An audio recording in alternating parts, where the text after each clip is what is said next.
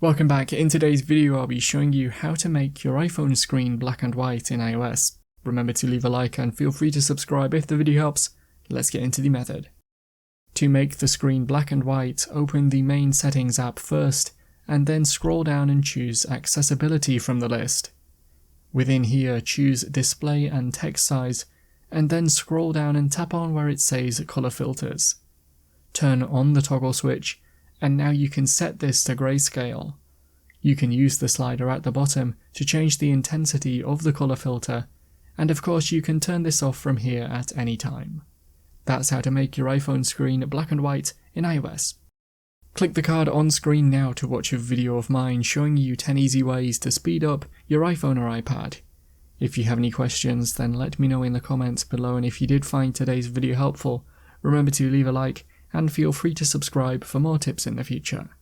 Be sure to stick around to see some of my other videos that you might be interested in. Thanks so much for watching, and I will see you in another video.